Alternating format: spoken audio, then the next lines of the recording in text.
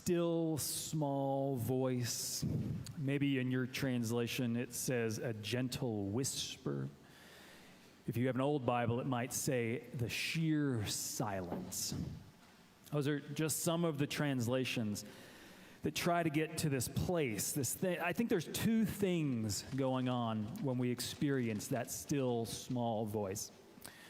First of all, Elijah is experiencing something. We all know what it's like in little bits, but we would love to have more of it. He is experiencing this moment when that internal noise quiets. All the chatter in our head, the messages that we've carried from our childhood, the stress from this morning, the stress you have right now that just keeps going, the worries you have for tomorrow, all of that, quiet.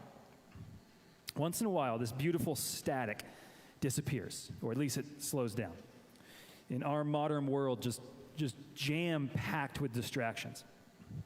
It's such a gift to quiet that clamor, even for a moment. And church, if you want more of that stillness, don't say it in words. Say it from your soul. Give me a whisper of amen.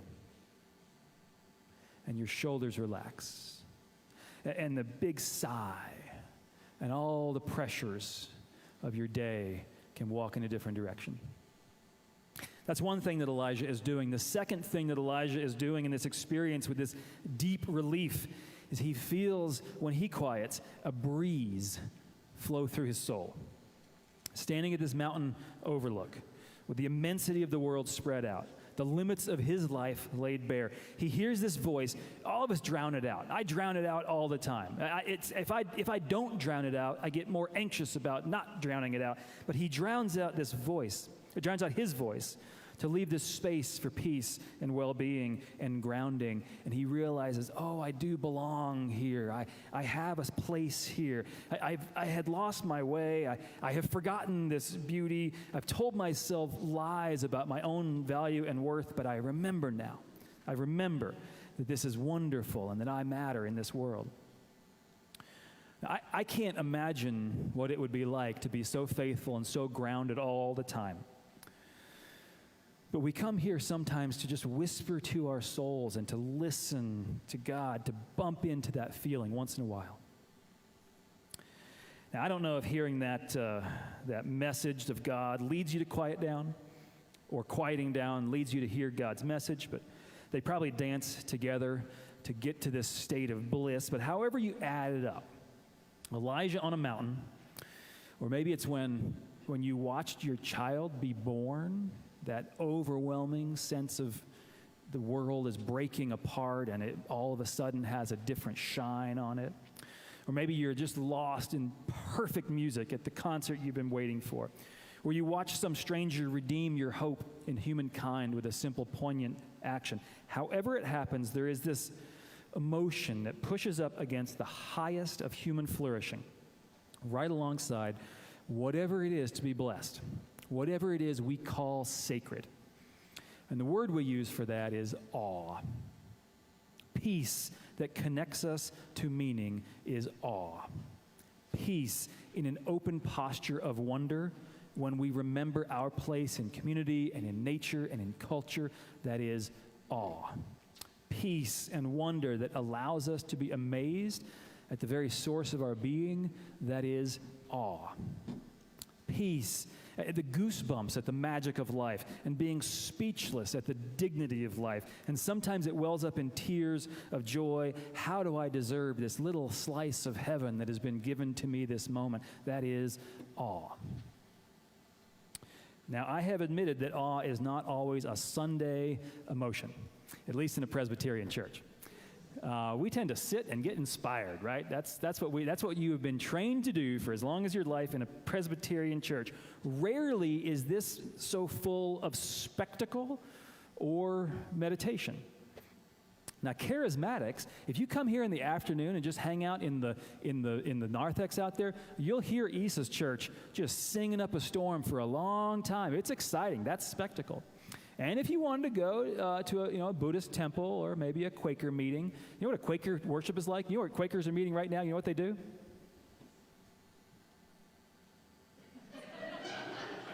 They just sit and wait until someone says something. Yeah, it's calm. They have this hushed space. Maybe they hear God's voice a lot. But Presbyterians, at our best, on Sunday mornings, we cultivate an inner life so that later on, when we're out camping and in that starry night, we can be a little closer to that awe. And when we're sitting at the deathbed of the person we love, we can be closer to trust. And when we stumble into this perfect something that just makes life mean more, we're ready for it. That's what we hope to do here. We're ready. We're practicing. But however that shakes out in church or your life, what I know is that for every spiritual community, an absolutely essential part of what they do is to interact with the feeling of awe or the thing that's behind that feeling or the thing that awe creates in us, this feeling to live differently. And as with Elijah, he took this mountaintop experience, and then the next verse after what Pat read, he sets out on his next journey. He didn't know what to do. He was just depressed and overwhelmed. He feels awe. He's ready to go for his next journey. Awe matters because it affects us. It shakes our perspectives. This whisper can echo so loudly in our life. And if you've been coming here for the last 6 weeks, this is the 7th thread that's weaved together to undergird how people experience spirituality in a group, in a community. We've talked about purpose and meaning. We've talked about personal transformation, how I change my life. Accountability and grace, how together, like you can help me and I can help you. Community through service. If we're not doing service, we're not doing church. Creativity and mystery, because some of us love to ask the deeper questions. Social transformation, how what we do here changes what happens out there. And finally, awe and transcendence. At the root of any religious tradition, these are the components for how we gather. That's the kind of the engineering that gives structure to however it is that we pray and sing and believe and walk through this life. And for thousands of years, these 7 threads have defined what it is to be a spiritual community, okay, for thousands of years. And now, over the last, my lifetime, times they are a-changing. And any change is a threat and an opportunity. So, let's think about the last 40 years here, 45 years, 46, 45 years, that's how old I am now. I forgot, birthdays happen sometimes. So remember, 40 years ago, 30 years ago, this building was full of kids. Remember that? Some of you? Some of you were little kids in that. You might know that in just about every church out there used to be a lot more people in the pews. Our pews are doing pretty good here. Our seats are pretty full right now, but a lot of churches aren't as full as they used to be. Now, back in those days, whether people believed or behaved or felt like they belonged to the group, they were in places like this on Sunday mornings way more than they are now. You know, these days, more and more people have just opted out of church, especially younger folks, right? We have a good mix here. The average age of a Presbyterian in America is like 62 or 64, something like that. So I don't know what the average age is here. We can add it all up. But over my lifetime, these numbers are kind of staggering. The number of people who go to church regularly in my lifetime has been cut by more than half. So half the amount of people in the pews now than there were when I was born. And it's not just Presbyterians. We all the kind of the mainline denominations were dropping, but eventually Conservative Baptists, they went down. All those fun mega churches with loud bands and lots of coffee, well, they're going down too. LDS, where worship and culture and community is so tied up together, it seems unassailable. In America, their numbers are down too. Participation, especially in America, is down across the board. Now, once in a while, there's a little blip. Somehow, something happens in culture.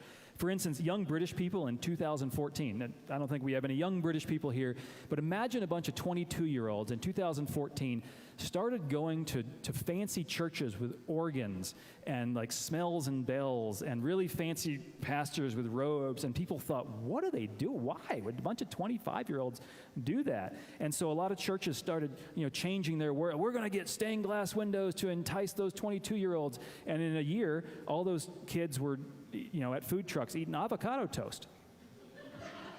Because trends just change. The Southern Hemisphere does have a lot of churches growing in certain places with certain religious tradition, which is something. But for the so-called developed world, church is on the decline. It just is. So the question is, what's taking its place? For the people who used to go to church, what are they doing now? And what are they doing that feeds their souls? Not just what are they doing, they're busy. Of course people are busy. But how do people feel about filling their souls with something different outside of church? And that's where I think things get interesting and scary and frustrating and maybe hopeful. So I'm going to explain it this way. Some of you remember cable TV. Okay? Some of you, there's a time when you could turn on one remote and all the channels came. Sports, click right there. Movies, click right there. I want to buy jewelry in the middle of the night. Remember that button? You could go to that button right there. Okay? Some of you still have cable, which is great. I mean, you're still in church on Sunday morning, so you might as well have cable. But for a lot of people, for most people, something has disrupted the system. We don't have cable anymore. Bundled cable, it got expensive, wasting our money on channels that were unnecessary. And I can individualize everything in my life. Why do I have to be trapped in a cable box that has these channels and all these channels? So eventually, people opted out of cable. Some of you still have it, most of you don't. But everyone wants entertainment, so the next generation, most of you are in this model, you watch some shows on YouTube. You remember when you would go to Redbox and put the little video in the Redbox? You would borrow your ex-girlfriend's parents' password to HBO Max. I used to do that for a while. And then eventually you grow up and you spring for your own Amazon Prime account, right? Some of you are like that, right? It used to be like 100 or 200 channels in one shot bundled together. And now you have 4 or 5 different strands of entertainment, kind of unbraided, where you don't have to deal with the jewelry sellers or the TV preachers. How many TV preacher channels were there back in those days? Some of these new shows are fantastic. They're better than anything that was on TV before. And you have such freedom. You get to choose, next month, am I going to do Hulu or am I going to do Netflix? And maybe you save money, which is great.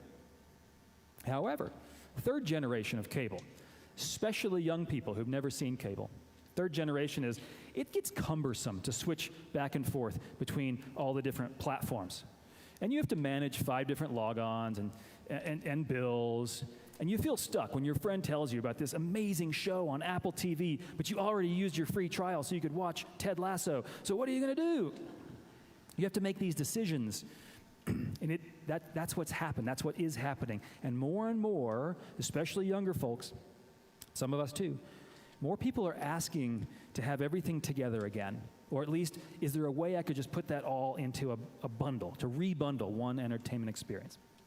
One new cable subscription will never access all you can get from so many threads, and one cable subscription will never have your Eccles theater tickets or your jazz season tickets, but rebundling the very best that's available, sometimes it would be better to have it all together in one place than so separate. And plus, cable's good. Having it all together is good. Cheers is a fine television show. You don't need anything better than Cheers or American Gladiators. Boy, those were the days. American Gladiators. I don't need anything fancier. Okay, what does this have to do with church? Okay.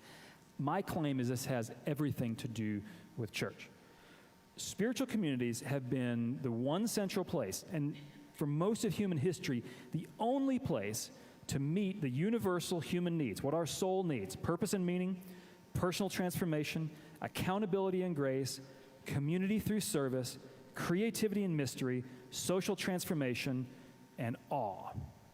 Okay, for thousands of years, no matter where you were on earth, if you wanted any of that, and that's in all of our souls, that is the structure for human flourishing. Whether we knew it or not, that's how we yearned for God. So the history of human civilization, the deepest longing of social connection, happened in these kind of places.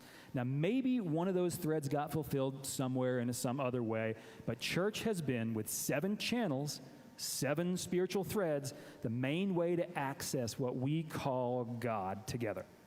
And it's been the only way to access them together. That's been the way our souls have lived. That's the way our human bodies have evolved until 50 years ago. things started to change. And this is the whole point of this whole series, 7 weeks. If you take notes, get out your pen. For whatever other reasons spiritual communities have been declining, like hypocrisy or churches that think too much of themselves and turn people off, okay? For whatever in society has changed, we're just busy. We got more things to do. Okay, for all that, I think that even more important is there has been an explosion of new opportunities to connect to those 7 things. And more to the point, there has been an explosion of really good opportunities, really high-quality offerings to connect with awe or to connect with community through service. No one model is replacing church. For the way that people's souls connect to God, it's more like going from cable in pews like this to 5 different subscription services to touch your soul in all these different ways.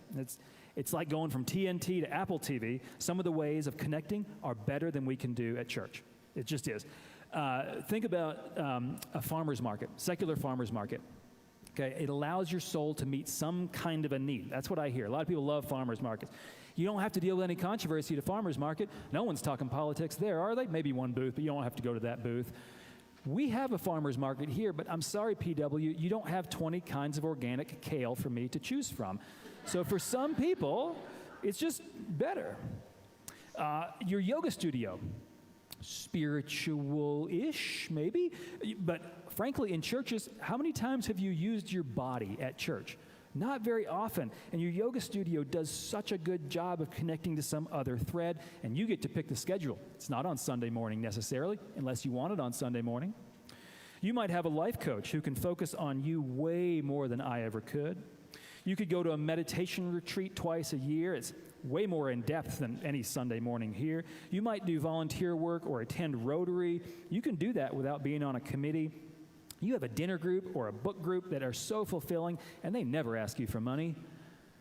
So the research shows so clearly that as people have left churches more and more, as they say they believe in God less and less, people are reporting more spiritual experiences.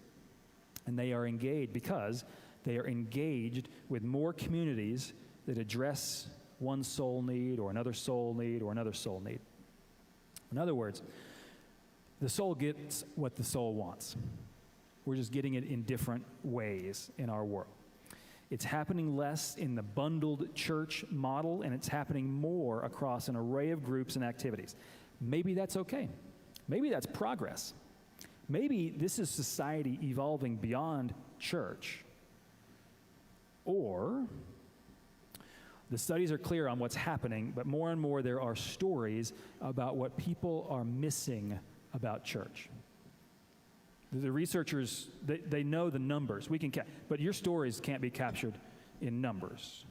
There's a spirit in the air that's just starting to shift. I think, at least I'm paying attention to it, that for the first time, the possibility of church the pendulum is swinging back.